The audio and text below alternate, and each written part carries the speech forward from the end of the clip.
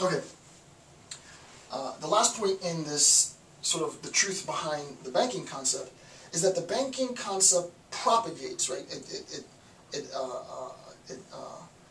replicates, it duplicates. The banking concept propagates the concepts of the out there, right? We have passive welfare recipients, and there's a twofold oppression that happens. And I want to describe this, right? So think of it like this, right? We have, and let's read that again, the banking concept of sort of the traditional educational system. The banking concept propagates the concept of the out there. And obviously the student as the passive welfare recipient. And the argument is that there's a twofold, my argument, Freire doesn't say this directly, so this is a little bit more me than him, but my argument is that this is a twofold oppression. Why? One, the first form of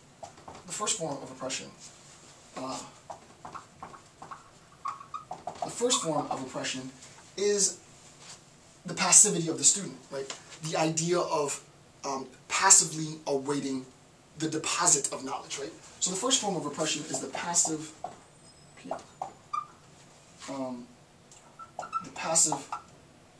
act of waiting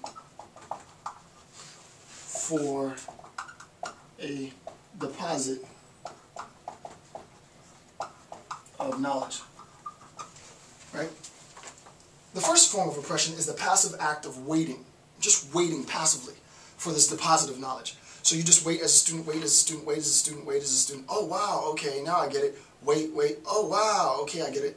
Wait, wait, wait, oh wow, okay, I get it. And that's your whole life, right? It's just wait, wait, oh wow. I mean, whoa. Yeah, that would scare me, right? That would definitely horrify me if that's what my life was. If my life was, I just have to wait, there is no feedback, there's no contribution that I can make. All that I'm doing is waiting for this deposit of knowledge based on the generosity of the omniscient, all-knowing professor. That's obviously a form of oppression. There's a deeper form of oppression, however, in the student, right? What ends up happening is that the student's consciousness, and he talks about this, you know, so this is, you know, I say it's me, but it's really not me because it's in the text of Freire.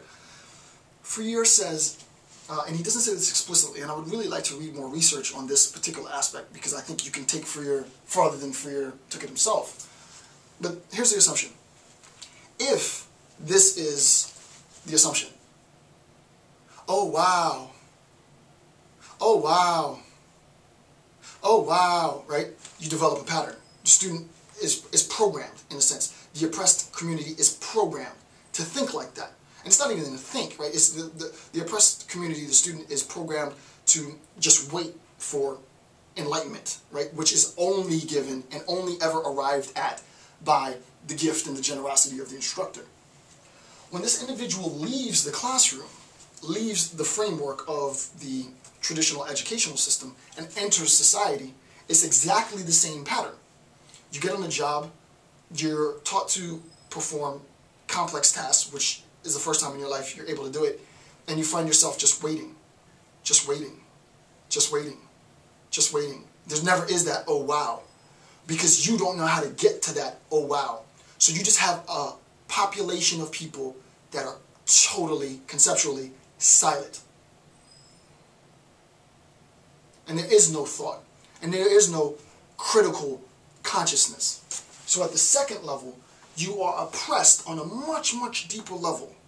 For Freire, and this is a little bit more of me sort of massaging the text, but for me, and I think this is correct, according to his own text, you are further oppressed because the oppressed have been stripped of their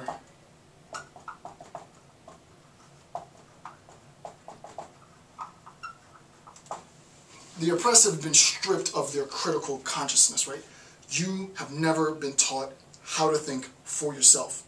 Because you've never been taught within the educational system how to think for yourself, when you leave the educational system, when you graduate from the educational system, and you become a quote-unquote functioning member of society, it is nearly impossible for you to make any meaningful contributions to society because you don't have that ability.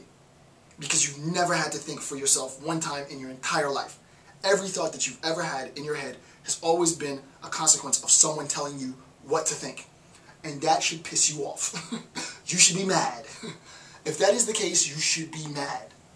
You should recognize for the first time in your life, and this is the awakening that Freire talks about, I've never thought for myself. I've never had a thought in my entire life that was a product of my own interest, right?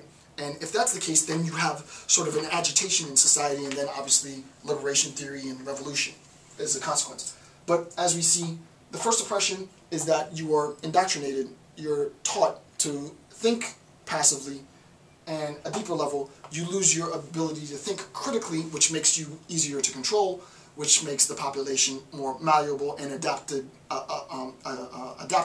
to social power, social coercion, and so on, right? Because there is no sort of seminal or original thought. It's just regurgitation. Nobody's thinking of anything new. It's just, oh, well, he said it. Okay.